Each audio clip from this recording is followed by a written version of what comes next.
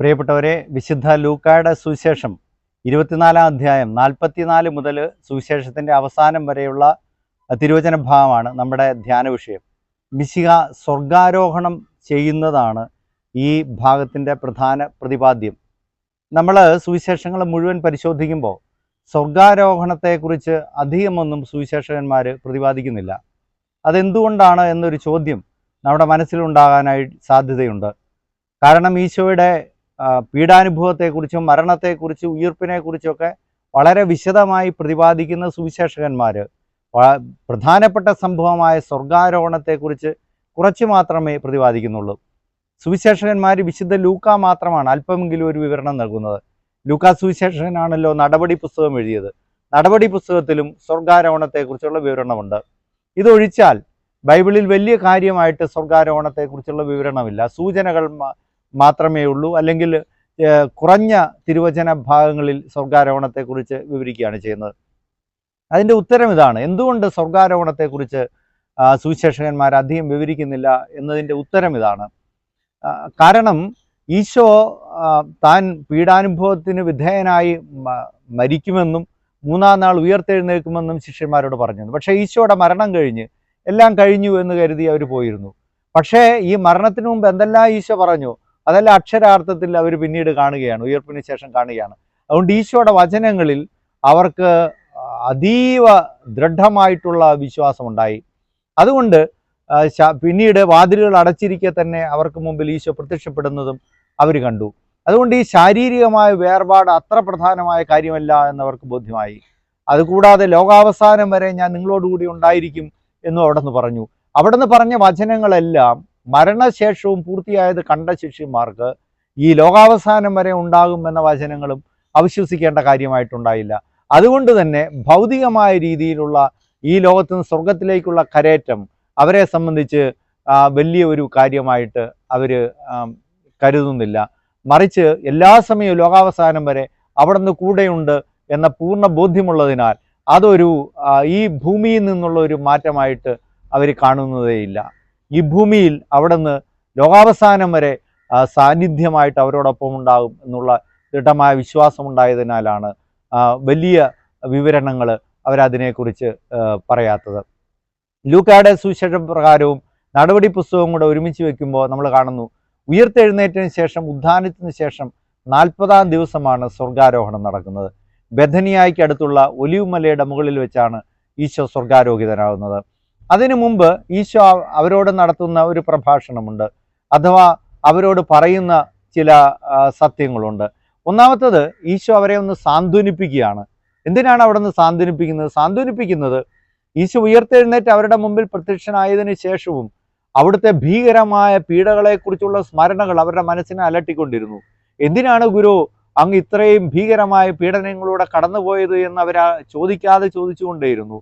അതുകൊണ്ടാണ് അവിടുന്ന് അവരെ സാന്ത്വനപ്പെടുത്തുന്നത്. ഞാൻ ഓർക്കുന്ന ഒരു സംഭവം, കുറേ നാളുകൾക്ക് മുമ്പ് 2019 ആരംഭത്തിൽ പലർക്കും കോവിഡ് പിടിച്ചതിന് ഭീകരമായ രീതിയിൽ കോവിഡിനെ കുറിച്ച് ചിന്തകൾ നിറഞ്ഞിരിക്കുന്നതിൻ്റെ ഇടയ്ക്ക് എനിക്കും കോവിഡ് പിടിച്ചിരുന്നു. കോവിഡ് പിടിച്ചതിന് ശേഷം അന്ന് ആ സമയത്തൊന്നും ആർക്കും അധികം അടുത്തു വരാൻ പറ്റാത്ത ഒരു കാലഘട്ടത്തിൽ, അതിൻ്റെ ഏറ്റവും ദുരിതപൂർണമായ കാലഘട്ടത്തിലാണ് ഈ കോവിഡ് പിടിച്ചത്. അപ്പോൾ അത് കോവിഡ് പിടിക്കുമ്പോൾ തന്നെ ഇനി തിരിച്ചു വരുമോ എന്നുള്ള ചിന്ത പോലും ആളുകളുടെ മനസ്സിലുണ്ടായിരുന്നു. അങ്ങനെ ഇതിൽ നിന്ന് മോചിതനായിട്ട് ഞാൻ തിരിച്ചു വരുമ്പോൾ, ഞാൻ വന്ന പള്ളിയുടെ അകലെ നിന്ന് എന്നെ കണ്ടുകൊണ്ടാണ്. അപ്പോൾ ഞാൻ വരുമ്പോൾ ആ പ്രദേശമെല്ലാം വിജനമാണ്, അവിടെയൊന്നും ആരുമില്ല. പക്ഷെ അകലെ തൂപ്പുകാരിയായ ഒരു അമ്മച്ചി ഉണ്ടായിരുന്നു. ഞാൻ അകലെ നിന്ന് വരുന്നത് കണ്ട് തന്നെ വലിയ വായിൽ ആ പാവം സ്ത്രീ കരയുകയാണ്. എൻ്റെ അച്ഛാ എന്നും പറഞ്ഞുകൊണ്ട് ഇങ്ങനെ കരയുകയാണ്. എനിക്കും കൂടെ കരച്ചിൽ വന്നു. സത്യത്തിൽ ഞാനും യഥാർത്ഥത്തിൽ കരഞ്ഞു. അപ്പോൾ എന്താണ്, ഞാൻ കോവിഡ് കഴിഞ്ഞ് തിരിച്ചു വന്നു, പക്ഷേ എങ്കിലും കരയുകയാണ്. കാരണം അച്ഛന് കോവിഡ് പിടിച്ചല്ലോ എന്നുള്ളൊരു ചിന്ത, അതിൽ നിന്ന് ആ ഭീകരമായ ആ കാര്യത്തെക്കുറിച്ച്, അല്ലെങ്കിൽ ഭയാനകമായ കാര്യത്തെക്കുറിച്ചുള്ള ആ ചിന്ത തന്നെ വലിയ സങ്കടപ്പെടുത്തുന്നു. അതുകൊണ്ട് ഈ ശിഷ്യന്മാരുടെ മനസ്സിലുള്ള ഈ സംശയങ്ങളും ഈ വേദനകളും എല്ലാം തീർക്കാൻ വേണ്ടിയാണ് അവിടുന്ന് പറയുന്നത്, വിശുദ്ധ ലിഖിതങ്ങളിൽ, പ്രവാചക ഗ്രന്ഥങ്ങളിലും നിയമങ്ങളിലും സങ്കീർത്തനങ്ങളിലും എന്നെപ്പറ്റി എഴുതപ്പെട്ടിരിക്കുന്നതെല്ലാം പൂർത്തിയാകേണ്ടിയിരുന്നു. അതിനാണ് ഇതെല്ലാം സംഭവിച്ചത്. അതങ്ങനെ സാന്ത്വനം പറയുകയാണ്. പ്രിയപ്പെട്ടവരെ, നമ്മുടെ മുമ്പിലുള്ള ചോദ്യം ഇതാണ്. നമ്മൾ നമ്മുടെ വളർന്നു വരുന്ന തലമുറയോട്, ചുറ്റുമുള്ളവരോട് സുവിശേഷത്തെക്കുറിച്ച്, ക്രിസ്തീയ വിശ്വാസങ്ങളെക്കുറിച്ച് ഗ്രഹിക്കാൻ പറ്റാത്ത കാര്യങ്ങൾ വിശദീകരിച്ച് കൊടുക്കുന്നുണ്ടോ? അതിന് നമ്മൾ തയ്യാറാകുന്നുണ്ടോ? സമയം ചെലവഴിക്കുന്നുണ്ടോ? ഞാൻ ഒരു കാര്യം ഓർക്കുന്നു, കുറേ നാളുകൾക്ക് മുമ്പാണ്, ഒരുപാട് കാലങ്ങൾക്ക് മുമ്പ് കോളേജിൽ പഠിച്ചിരുന്ന സമയത്ത് ഒരു കത്തോലിക്കായ ഒരു പെൺകുട്ടി വിശദീകരിച്ചു കൊടുക്കുകയാണ്. അക്രൈസ്തവയായിട്ടുള്ള ഒരു പെൺകുട്ടിക്ക് വിശദീകരിച്ചു കൊടുക്കുകയാണ്. എന്താണെന്നറിയോ? 50 നോമ്പ് എന്താണെന്ന്. സത്യമായ കാര്യമാണ്, നടന്ന സംഭവമാണ്. 50 നോമ്പ് വിശദീകരിച്ചു കൊടുത്ത് എങ്ങനെയാണ് 50 ദിവസം ഈശോയെ ജയിലിലിട്ടത്രേ. അതിൻ്റെ സ്മരണ പുതുക്കുന്നതാണ് 50 നോമ്പ്. കത്തോലിക്കായ ഒരു പെൺകുട്ടി, അക്രൈസ്തവായ ഒരു പെൺകുട്ടിക്ക്, ഞാൻ അതിൻ്റെ സൈഡിൽ നിന്ന് കേൾക്കുകയാണ്. ഞാൻ പിന്നീട് ആ പെൺകുട്ടിയോട് വിളിച്ച് കാര്യം പറഞ്ഞ് കാര്യങ്ങൾ വിശദീകരിച്ചു കൊടുത്തു. അപ്പോൾ നമ്മൾ ഈ ചോദ്യം നമ്മുടെ മുമ്പിലുണ്ട്. അഗ്രാഹ്യമായിട്ടുള്ള കാര്യങ്ങൾ, അല്ലെങ്കിൽ മറ്റുള്ളവർക്ക് അത്ര ഗ്രഹിക്കാൻ പറ്റാത്ത കാര്യങ്ങളൊക്കെ വിശദീകരിച്ചു കൊടുക്കാൻ നമ്മൾ തയ്യാറാകുന്നുണ്ടോ? രണ്ടാമത്തെ കാര്യം ഇതാണ്, വിശുദ്ധ ലിഖിതങ്ങൾ ഗ്രഹിക്കാൻ തക്കവിധം ഈശോ അവരുടെ മനസ്സിനെ തുറന്നു എന്നുള്ളതാണ്. ചില സമയത്ത് പ്രിയമുള്ളവരെ, നമ്മുടെ മനസ്സ് ഇതുപോലെ അടഞ്ഞു പോകും. വലിയ തരത്തിലുള്ള കടബാധ്യതകൾ ഉണ്ടാകുമ്പോൾ, നമ്മുടെ ജീവിതത്തിലെ അപ്രതീക്ഷിതമായി പ്രിയപ്പെട്ടവരുടെ വേർപാടുകൾ ഉണ്ടാകുമ്പോൾ, അതുപോലെ ഭീകരമായ പീഡാസഹനങ്ങൾ കടന്നു പോകുമ്പോൾ, പാവപ്പെട്ടവരായിട്ടുള്ള പീഡിതരായിട്ടുള്ളവർ, രോഗങ്ങൾ വരുന്നവർ, ഇങ്ങനെയുള്ളവർക്കൊക്കെ ചിലപ്പോൾ മനസ്സടഞ്ഞു പോകും. വിശുദ്ധ ലിഖിതങ്ങൾ ഗ്രഹിക്കാൻ പറ്റാത്ത വിധത്തിൽ, അല്ലെങ്കിൽ നല്ലതായിട്ടൊന്നും മനസ്സിനെ സന്തോഷിപ്പിക്കാത്ത രീതിയിൽ മനസ്സടഞ്ഞു പോകുന്ന ഒരു ഇരുട്ടിൻ്റെ ഒരു അനുഭവം പലർക്കും ഉണ്ടാകാം. വിശുദ്ധരുടെ ജീവിതത്തിൽ പോലും അങ്ങനത്തെ സംഭവങ്ങൾ നമ്മൾ കാണുന്നുണ്ട്. ആവിലായിലെ അമ്മ ത്രേസ്യയുടെ ജീവിതത്തിൽ, ജീവചരിത്രത്തിൽ നമ്മൾ കാണുന്നുണ്ട്. അമ്മ ത്രേസ്യ സ്വന്തമായിട്ട് സ്ഥാപിച്ച മഠത്തിൽ നിന്ന് ഈ സ്ഥാപിച്ച മഠത്തിൽ നിന്ന് തന്നെ പുറത്താക്കി. ആത്മാവിൻ്റെ ഇരുണ്ട രാത്രി, the dark hours of the soul എന്ന് പറഞ്ഞ് അങ്ങനെ തന്നെ ഒരു സംഭവമുണ്ട്. അപ്പോൾ അങ്ങനെ അവസ്ഥകളിൽ കഴിയുന്നവർ, അല്ലെങ്കിൽ മനസ്സിൽ ദൈവസാന്നിധ്യത്തെ അറിയാൻ പറ്റാത്തവർക്ക് നമുക്ക് ദൈവസാന്നിധ്യം പറഞ്ഞു കൊടുക്കാനും സുവിശേഷത്തിൻ്റെ സാന്ത്വനം പകർന്നു കൊടുക്കാനും പറ്റുന്നുണ്ടോ? സഭ ചെയ്തുകൊണ്ടിരുന്ന കാര്യങ്ങൾ അതാണല്ലോ, ഇന്നും ചെയ്യുന്ന കാര്യങ്ങൾ അത് തന്നെ.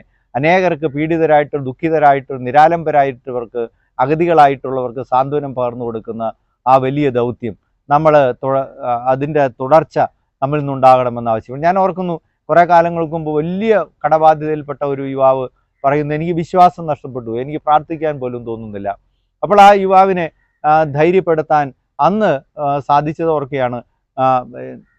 ഞാൻ പറഞ്ഞത് ഈ കൊടുങ്കാറ്റിൽ ആടി ഉലയുന്ന വഞ്ചിയെക്കുറിച്ചാണ്. അപ്പോൾ ഈശോ കൂടെ ഉണ്ടെങ്കിലും ദൈവം കൂടെ ഇല്ല എന്ന തോന്നൽ ആണ്, അതുകൊണ്ടാണ് ഇതെല്ലാം സംഭവിക്കുന്നതെന്നാണ് ആ യുവാവ് കരുതുന്നത്. അപ്പോൾ ഫ്രാൻസിസ് പാപ്പായുടെ ആ വിശദീകരണം എടുത്ത് തന്നെ പറഞ്ഞു, അതായത് ഈശോ കൂടെ ഉണ്ടെങ്കിലും വഞ്ചി ആടി ഉലഞ്ഞെന്ന് വരാം, പക്ഷേ അതിൻ്റെ അമരത്ത് അവനുണ്ട് എന്നറിഞ്ഞ് ഈശോയിൽ കൂടുതലായിട്ട് ആശ്രയിക്കുക, വഞ്ചി മുങ്ങാതിരിക്കും. അപ്പോൾ ആ യുവാവിൻ്റെ മുഖത്ത് വെളിച്ചം വീഴുന്നത്, ഇരുട്ട് മാറി സന്തോഷത്തോടെ പോകുന്നത് കാണാനായിട്ടിടയായി. അവസാനമായിട്ട് ഈ സുവിശേഷ ഭാഗം പറയുന്ന, അവർ സദാസമയവും ദൈവത്തെ സ്തുതിച്ചുകൊണ്ട് ദേവാലയത്തിൽ കഴിഞ്ഞുകൂടിയെന്നാണ്. ലൂക്കാ സുവിശേഷം ആരംഭിക്കുന്നത് ദേവാലയത്തെക്കുറിച്ച് പറഞ്ഞുകൊണ്ടാണ്. സ്നാപക യോഹന്നാൻ്റെ ജനനം ദേവാലയത്തെക്കുറിച്ച് പറഞ്ഞുകൊണ്ട് ആരംഭിക്കുന്നു, ദേവാലയത്തിൽ അവസാനിപ്പിക്കുകയാണ്. നമ്മുടെ മുമ്പുള്ള ചോദ്യം ഇതാണ്, ദേവാലയത്തെക്കുറിച്ച് നമ്മുടെ ചിന്ത എങ്ങനെയാണ്? നമ്മൾ വിശുദ്ധ സ്ഥലങ്ങളിൽ കൂടുതലായിട്ട് സമയം ചെലവഴിക്കാൻ ആഗ്രഹിക്കുന്നവരാണോ? ആ വിശുദ്ധ സന്നിധിയിൽ നിന്നുകൊണ്ട് നമ്മുടെ മനസ്സിനെ നിർമ്മലമാക്കാൻ താല്പര്യപ്പെടുന്ന അദമ്യമായ ആഗ്രഹമുള്ളവരാണോ നമ്മൾ എന്നുള്ളതാണ് ഈ സുവിശേഷ ഭാഗം നമ്മൾ ചോദിക്കുന്നത്. ഒരു പത്രോസ് ചേട്ടൻ എന്ന് പറയുന്ന ഒരു ചേട്ടൻ്റെ ഒരു കഥ വായിച്ചത് ഓർക്കുകയാണ്. എന്നും പള്ളി വന്നുകൊണ്ടിരുന്ന പത്രോസ് ചേട്ടൻ്റെ ജീവിതത്തിൽ എന്തോ തരത്തിലുള്ള വലിയ ദുഃഖങ്ങളും ദുരിതങ്ങളും വന്നു. അയാൾ പള്ളിയിൽ വരവ് നിർത്തിക്കളഞ്ഞു. അപ്പോൾ അങ്ങനെ ഇരിക്കെ കുറേ നാൾ പള്ളിയിൽ കാണാത്തതുകൊണ്ട് വികാരിയച്ഛൻ ചെല്ലുകയാണ്. വികാരിയച്ഛൻ ചെല്ലുമ്പോൾ ഒരു തണുപ്പ് കാലമാണ്. ഒരുപക്ഷെ ഇവിടെ ആയിരിക്കുകയല്ല, യൂറോപ്പിലോ വല്ലതും ആയിരിക്കാം. അവിടെ തീ കൂട്ടി ചൂട് നേടിക്കൊണ്ടിരിക്കുക, ചൂട് ലഭിച്ചു ആശ്വാസം പെട്ടുകൊണ്ടിരിക്കുകയാണ് ഈ പത്രോസ് ചേട്ടൻ. അപ്പോൾ അവിടെ ചെന്നിട്ട് പതുക്കെ ഈ അച്ഛന് ഈ അടുപ്പിൽ നിന്ന് 2-3 തീക്കൊള്ളി പുറത്ത് വലിച്ചിട്ടപ്പോൾ സംബന്ധിച്ച് ഈ ജ്വലിച്ചുകൊണ്ടിരുന്ന തീക്കൊള്ളി കരിയായിട്ട് മാറി. പത്രോസ് ചേട്ടൻ അച്ഛനെ ഒന്ന് രൂക്ഷമായിട്ട് നോക്കിക്കഴിഞ്ഞ് പിന്നെ ഈ തീക്കൊള്ളിയിലേക്ക് നോക്കി. പത്രോസ് ചേട്ടന് കാര്യം മനസ്സിലായി. അപ്പോൾ ഈ ജ്വലനം നമുക്കുണ്ടാകുന്നില്ലെങ്കിൽ നമ്മൾ കരിക്കൽത്ത പോലെയാവും. അടുത്ത ദിവസം മുതൽ പത്രോസ് ചേട്ടൻ പള്ളി വരാൻ തുടങ്ങി. പ്രിയപ്പെട്ടവരെ, ഈ സുവിശേഷ ഭാഗം നമ്മുടെ മുമ്പിൽ അവതരിപ്പിക്കുന്ന ചിന്തകൾ ഇതെല്ലാമാണ്. ഈശോ നമ്മെ അനുഗ്രഹിക്കട്ടെ.